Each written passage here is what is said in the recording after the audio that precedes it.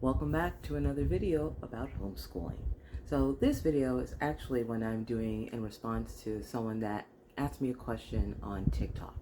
And actually, it's going to be rather interesting because this is going to be applicable not just to adults, but also to the kids that are going to be homeschooling as well, particularly our older ones.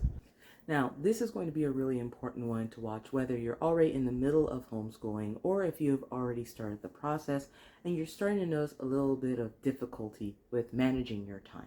So, in this video, I'm going to talk about some tips and strategies that we have learned since homeschooling that help us to keep our kids on track with their assignments and with what they're working on, and also creating more of a structure at home as opposed to just kind of doing things in the flow of things.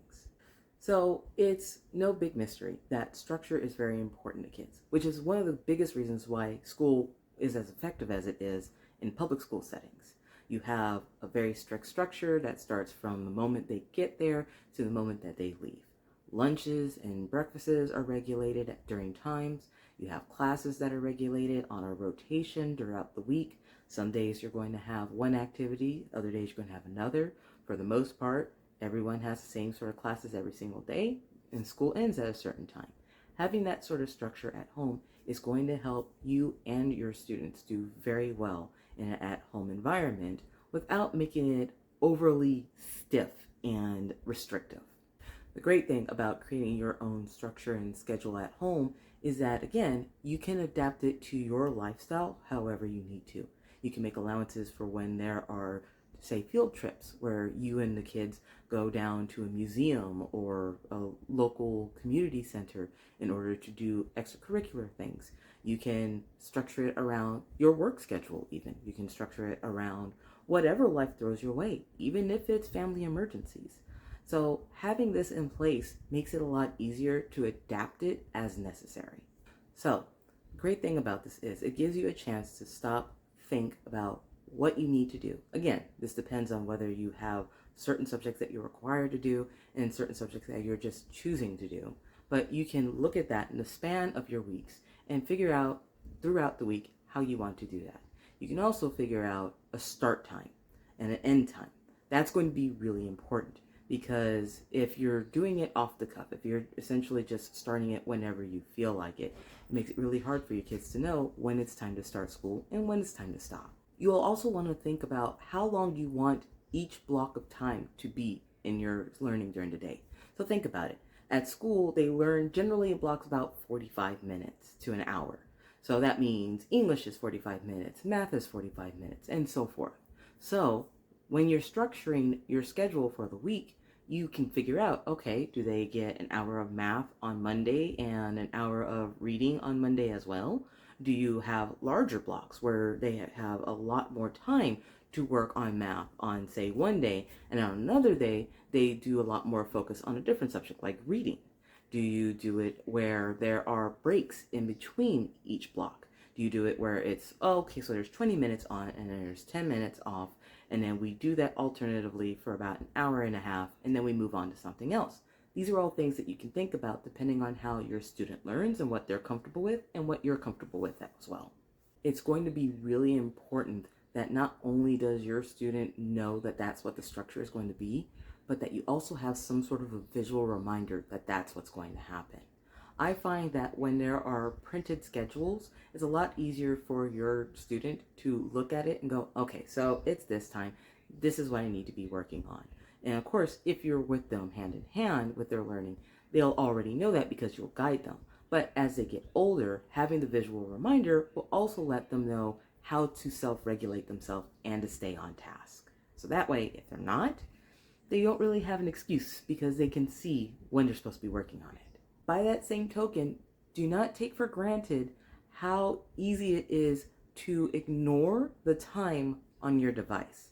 Say you have a student that learns on their computer.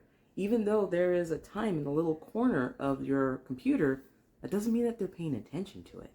You may want to consider getting a much larger, easy to read clock that is placed somewhere where it's easy for them to see so that they know exactly what time it is without any discrepancies and be able to go, okay, it's this time. They can reference their schedule, which is up where they can see, and go, okay, so it's between this time and this time.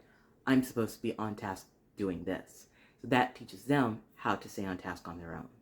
You may not think that this is going to be helpful as well, but it doesn't hurt to have alarms and timers set for keeping your children on task as well.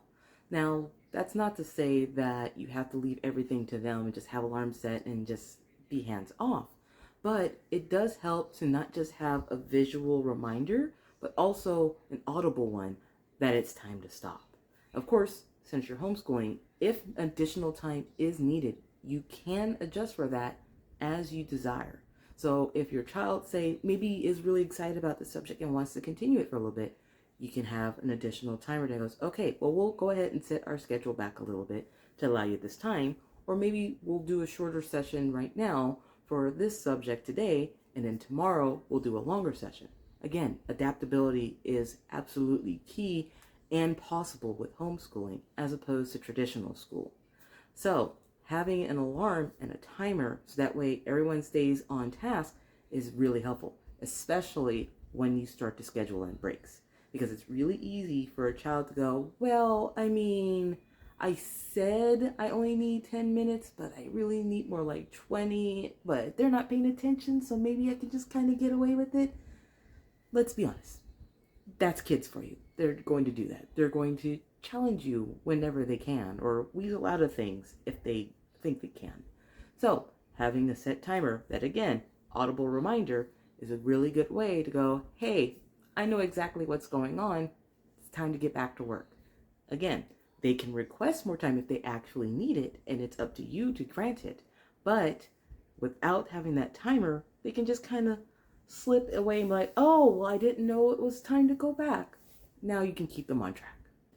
Now, keep in mind, while this is definitely well and good for the sake of keeping things even and structural in your house, it could be pretty crucial if you live somewhere where you have to report to a certain department about how you're doing in homeschool.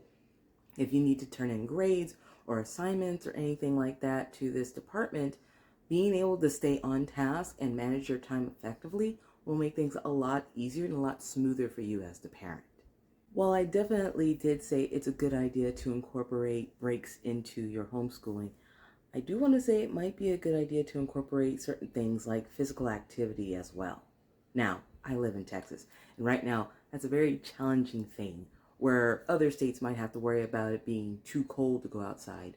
We are absolutely in a position where it is way too hot to safely go outside depending on the time of the day. So what that may mean is that you have to look at ways to incorporate time in the morning or time inside in order to do physical activity. And you may take it for granted, but physical activity is actually really important to your children. Not so much from the keeping them healthy and lean standpoint, but really just from the burning off energy thing. You have to understand, since they're at home, their energy expenditure is not going to be as high as when they're at school, where they're having to move from place to place all day, and they're given time to actually go and play recess somewhere. This will actually give them a chance to burn their energy in a controlled way under your supervision, so that way it'll help with the rest of their day, with them being able to focus and eventually getting to sleep. Another really big factor into this whole time management thing is also the sleep for your child. Now, this isn't as hard for younger children, because younger children typically, as long as you get them to tire out, will go to sleep and stay asleep. But the older your child gets, the harder it's going to be for them to get their mind to shut down at night so they can sleep, especially if in a homeschool environment, they're not burning as much energy and they are finding themselves with an abundance at it when the sun goes down and things get quiet. So, trying to get into a proper time management schedule with all the things that I've suggested will not just help them be able to understand the structure of the day and stay on task, it'll help them get themselves settled to a point where when the nighttime comes, it's time to sleep, it's a little bit easier for them to slip into that pattern of sleep. So our daughter has unfortunately gotten a little off track with her sleep during this summer. So because there's been a lot less structure and we've had a lot of emergency issues happening in our life, her sleep has been greatly disturbed. But of course, it's summertime, so that's not as big a deal. It's summer. If she wakes up late, then she wakes up late. If she wakes up early, then we roll with the punches. But once we get into school in about a week or so, that's going to become a real big problem because we tend to start our school around 11 o'clock and we go until about 4. So if she's not waking up until about 12 o'clock because she went to sleep at 3, she's going to miss out on a lot. Not to mention, if we start incorporating extracurricular activities outside the house, a lot of the ones I've been finding start at 10. If she wakes up at noon, she's going to miss out on all that stuff. And I wouldn't want her to miss out on something that helps keep her social just because she's not getting to sleep because she hasn't had the structure that she needs. So, again, this is where it's super important to have that structure. And we, of course, are building it back into our life as we get closer to school, same like we would when we were in public school. This could also really help with kids that struggle with executive dysfunction. Now, if you're not aware of what that means, it's essentially the ability to start a task on your own and complete a task on your own. It can be very difficult, especially if you have ADHD or autism, to get yourself to essentially get out of your own head and actually do what you need to do. But if you have something like a structure with visual cues as to when you're supposed to do things and what the current time is, as well as alarms and timers to kind of give you that audible reminder of what needs to be done, it can help keep you on track in a way that you may not be able to do on your own. And of course, as a parent, you will be able to help with that as well. I know that's a whole bunch to be dealing with, and depending on where you are in your homeschool journey, it could be a little daunting, especially if you're at the very beginning of it and you haven't even put those puzzle pieces into the picture yet.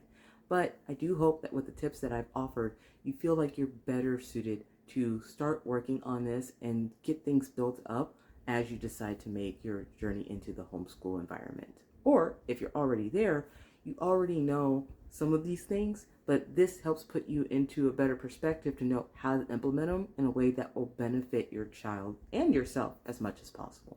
So that's it for this time. I hope you guys have a great day, and I'll see you in the next video.